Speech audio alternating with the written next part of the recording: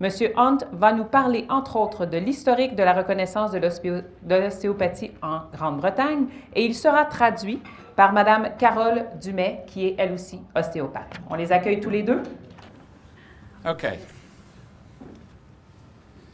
Now, I know it's also nearly lunchtime and people are tired and had lots of PowerPoint, so I'll try and keep moving quickly. Alors, nous allons essayer de faire rapidement. Nous savons que vous êtes près de l'heure du lunch et que beaucoup d'entre vous en ont assez d'être ici là. Alors, on va passer rapidement. Est-ce que vous m'entendez bien avec le micro? Oui. On va essayer avec celui-là en plus. C'est moi, ça va? Oui. Oh. And I realize an Englishman in Quebec telling people what to do is very dangerous as well. So. Alors, je réalise qu'on est au Québec et de dire aux gens ce qu'il faut faire, c'est très dangereux. Okay, who am I? I'm the principal of the British School of Osteopathy, based in London, and I have been chief executive there since 2006. Alors, je suis le principal de la British School of Osteopathy et je suis en charge du comité exécutif depuis 2006. And I'm qualified as an osteopath in 1989, but I stopped practice last year, primarily, I think, due to the problems of professionalism and the governance it puts on people who only want to practice in small amounts. Alors, je suis un praticien qualifié depuis 1989, mais j'ai arrêté de pratiquer l'année dernière à cause des notions de professionnalisme et de ce qu'on demande à un professionnel pour pratiquer quand on n'a qu'une pratique à temps partiel. And the school, we have been going since 1917. We were founded by John Martin Littlejohn, who I'm sure you know, who trained under Andrew Taylor Still and set up the Chicago School of Osteopathy, having, like many osteopaths, rowed and had battles with Andrew Taylor Still and came to England and set up the British School. Alors, je suis le principal de la British School of Osteopathy qui a été fondée par Martin Littlejohn en 1917, qui était aussi de l'école de Chicago, et vous connaissez sûrement votre historique au niveau de l'ostéopathie et les batailles fabuleuses qu'il y a eu entre Littlejohn et Andrew Taylor Still. And our initial qualification was a DO, and we graduated our first student in 1925, Elsie Waring. Alors, la première qualification était celle du DO et les premiers étudiants gradués en 1925, dont Madame Elsie Waring. Now we have 450 students doing an integrated master's program. Alors, il y a présentement 450 étudiants dans le programme intégré du master ou la maîtrise. We have royal patronage. The Queen's daughter, Princess Anne, is our patron, which is very helpful for lobbying and getting osteopathy out and about to the great and good. Alors, la princesse Anne protège l'ostéopathie et c'est elle qui s'occupe du patronage de cette institution et ça aide énormément pour la promotion de l'ostéopathie. And we also now offer a PhD program, the first professional doctorate in Europe in osteopathy, which again is a big step forward for osteopathy. Alors, encore une fois, pour l'ostéopathie, nous avons franchi une marge importante. Nous offrons le premier programme en doctorat dans le monde. And we have, we think, the largest osteopathic clinic in Europe, possibly the world, with purely OMM. In America, as you're aware, some of the clinics are bigger, but there's not much osteopathy being done. Alors, à notre impression, nous avons la plus grande pratique clinique ostéopathique en Europe, peut-être même dans le monde, avec seulement de l'ostéopathie.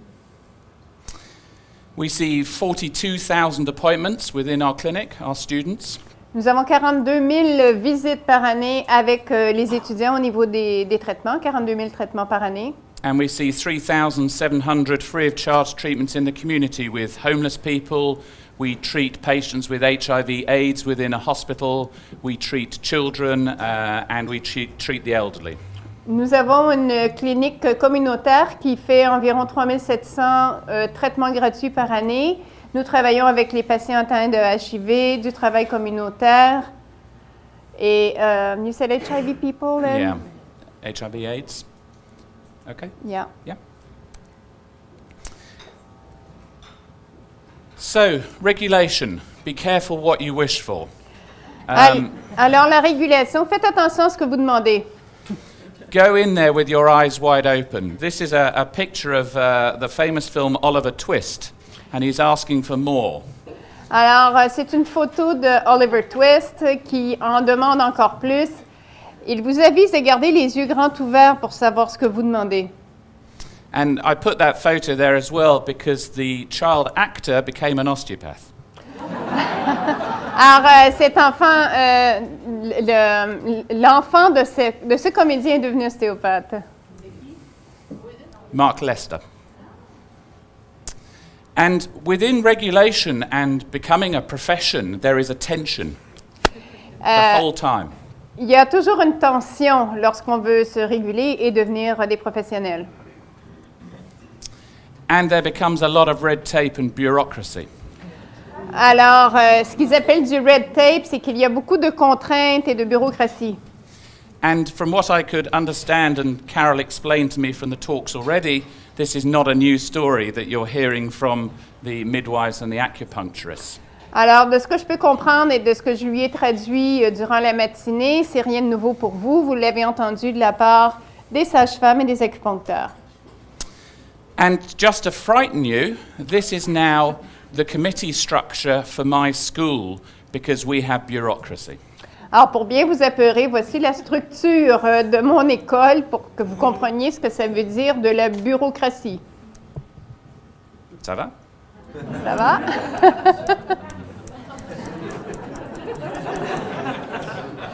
Ça va? So we have to respond to our governing body, the General Osteopathic Council. We have to respond to our university. We're a company. We're a charity. We have to respond to the Charity Commission. So we have a board of directors, and I'm employed by the board as chief executive to run the school. And within that, we have subcommittees supporting all the different courses we now run, going through an academic board who looks at our academic governance. Very complicated, very expensive. Pour vous situer, Dr. Hunt, il est ici. Alors, il doit répondre à tout ce qui est autour. Il y a le conseil général ostéopathique, il y a l'université qui est à l'extrême gauche, vous avez la commission ce qu'on pourrait appeler en équivalence les OSBL ici, ou le Charity Commission. C'est aussi une compagnie à charte, donc ils ont aussi des shareholders, c'est-à-dire qu'ils ont des gens qui ont des parts dans la compagnie. Donc, il est soumis au contrôle des directeurs. Il y a des levées de fonds, il y a toutes sortes d'administrations. Il y a la partie principale où lui, il est en charge. Et il y a aussi la partie académique qui est en rapport avec les programmes universitaires. And for a relatively small school, a bit like the profession of osteopathy, often it is the same people on different committees. And so you have to change hats. Alors, comme ça se passe très souvent en ostéopathie, c'est relativement une petite école, donc nous portons plusieurs chapeaux. Nous faisons partie de plusieurs comités. And that's why it's really important, like in regulation, there will be small members doing similar jobs, that things like terms of reference of committees are appropriate and must be stuck to. Alors, il y aura différentes personnes, mais un petit nombre de personnes qui devront faire les mêmes choses et avoir à faire du travail dans des comités différents. The other important thing to think about when going into the education and then the regulation is how important it is that we start providing evidence for what we do as osteopaths. Alors, une des parties importantes de la reconnaissance est de commencer à monter une base de données probantes. And if we can get that evidence, it strengthens the position of osteopathy, which is for the benefit of our patients. Alors, en établissant cette base de données probantes, ça va établir la crédibilité de l'ostéopathie et aider ainsi nos patients. And an example of this is where now spinal manipulation has enough evidence in the United Kingdom to be recommended as a treatment for non-specific low back pain, along with acupuncture. Alors, au niveau du United Kingdom, il y a maintenant assez d'évidence probante pour démontrer que les manipulations de la colonne sont efficaces pour traiter les douleurs non spécifiques du dos Et ces bases de données probantes ont été aussi établies pour l'acupuncture. And what I'm trying to say to you is sometimes when you hear about regulation and profession, you hear the word evidence-based. And evidence-based can be seen for osteopaths as bad. It isn't bad. Quand vous allez entendre parler de régulation et de professionnalisation, vous allez avoir le mot qui va venir concomitant avec, qui est données probantes. Pour beaucoup d'entre nous, c'est un mot difficile, données probantes, mais c'est une donnée nécessaire qui vient avec la professionnalisation. Evidence-based can be done in an osteopathic way. It doesn't mean double-blind trials. It means audit, it means reporting on our patients, but it is critical to the development of osteopathy. Les données probantes peuvent être établies de façon ostéopathique. Ça ne veut pas dire de travailler en double aveugle nécessairement, mais ça veut dire de répertorier et de rapporter ce qui se passe de façon régulière pour établir des bases de données. And to make you feel better, the doctors in the United Kingdom have no evidence either. Ne vous en faites pas, ça peut vous rassurer. Les médecins n'ont pas non plus au Royaume-Uni tout en données probantes. So we shouldn't be frightened of not having evidence ourselves, but we must work towards it.